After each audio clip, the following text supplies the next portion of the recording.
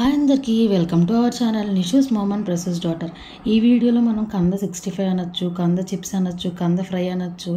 చాలా టేస్టీగా అండ్ ఎమ్మీగా ఎలా చేసుకోవచ్చో మనం ఈ రెసిపీలో చూద్దామండి. Don't miss the video. And నేనైతే ఫస్ట్ కందని బాగా చెక్కు తీసేసుకొని పేలర్తో కానీ లేదంటే చాక్తో కానీ మనం చెక్కు తీసేసుకొని ఇలా సన్నగా కట్ చేసుకోవాలండి. కట్ చేసుకున్న వాటిని వాటర్లోను అండ్ కొంచెం సాల్ట్ అండ్ పసుపు వేసుకొని నానబెట్టుకోవాలి. కట్ చేసుకున్న తర్వాత మొత్తం అన్నీ కట్ చేసేసుకున్న తర్వాత మనం ఇలాగా మరిగిన వాటర్లో వేసేసుకొని ఒక 2-3 పొంగులు రానిచ్చి ఇలా స్ట్రైనర్తో మనం స్ట్రెయిన్ చేసేయాలి. బాగా మెత్తగా ఉడికితే చితికిపోద్దండి ముక్క. మనం కుక్కర్లో పెట్టిన ఒక విజిల్ రానిచ్చినా 2 విజిల్స్ రానిచ్చినా కూడా చితికిపోతుంది. సో మనం ఎప్పుడు కూడా వాటర్లో ఒక 2-3 పొంగులు రానిచ్చి కట్టేస్తే ఇలా ముక్క అనేది కొంచెం సాఫ్ట్గా అయితే సరిపోతుంది.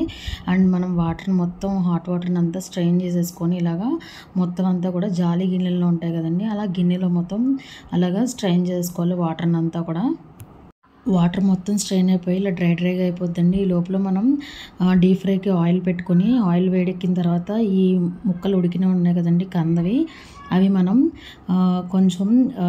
కొంచెంగా మనం ఆయిల్లోకి ఇలాగా వేసుకోవాలి. వేసుకున్న తర్వాత స్లో పెట్టాలి. స్లో పెట్టాక కొంచెం సేపు అయితే అలా వదిలేయాలండి.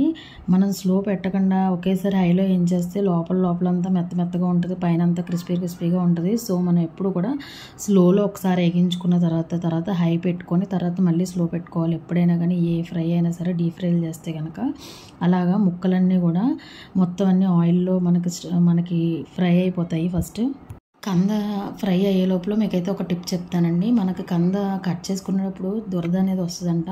సర్లే ఏం రాదులే అని చెప్పి మనం మామూలుగా కట్ చేస్తే మాత్రం దురద మాత్రం బాగా ఎక్కువగా ఉన్నదండి. అలాంటప్పుడు మనం ఆయిల్ రాసుకొని లేదంటే గ్లౌజెస్తో జాగ్రత్తగా అయితే సన్న పీసెస్ కింద అయితే కట్ చేసుకోవాలండి. కట్ చేసుకునేటప్పుడు మాత్రం చూసారు కదా, మనం స్లోలో వేయించి హైలో వేయించేటప్పటికి క్రిస్పీగా అయితే అయిపోతుంది మన ఫ్రై అనేది.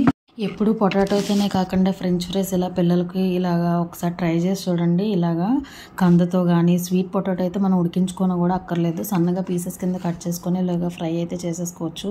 మనకి బయటకు వెళ్ళిన ప్రతిసారి ఇలాగ ఆయిల్ వేరే ఆయిల్తో అయితే మనకు చేస్తారు. మనం ఇంట్లోనే హెల్తీగా ఫ్రెష్ ఆయిల్తో ఇలాగ ఒక్కొక్కసారి ఒక్కొక్క రెసిపీ అయితే చేసి అయితే పిల్లలకు పెట్టచ్చు. మనం హెల్తీగా కూడా తినొచ్చండి. అండ్ నేనైతే ఈరోజు కంద ఫ్రై అయితే ట్రై చేశాను. చాలా టేస్టీగా అండ్ చాలా ఎమ్మీగా అయితే వచ్చింది. అండ్ 2 days అయితే ఇలా క్రిస్పీనెస్తోనే ఉంటుంది. అండ్ మనకి అయితే కంద 65 అనేది రెడీ అయిపోయింది. చూసారు కదా, ఇలా టిష్యూలో తీసుకున్న దాంట్లోకి మనం కందని అయితే ఇలా ఫ్రై అయిపోయిన తర్వాత స్ట్రెయిన్ చేసేసుకొని తీసేసుకున్నాము.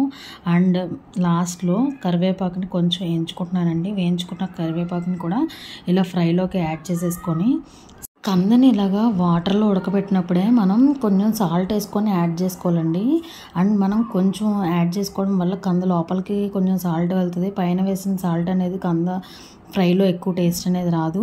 సో చూసుకొని మీరు అక్కడ వేస్తే కనుక ఇక్కడ తగ్గించేసుకోండి సాల్ట్, కారం.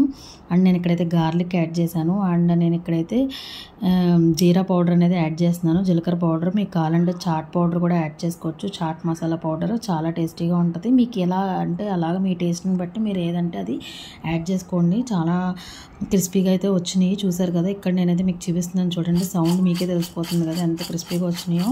సో ఈ రెసిపీ కనుక మీకు నచ్చినట్లయితే మీరు ఒకసారి ట్రై చేసి నా కామెంట్ సెక్షన్లో అయితే మెన్షన్ చేయండి.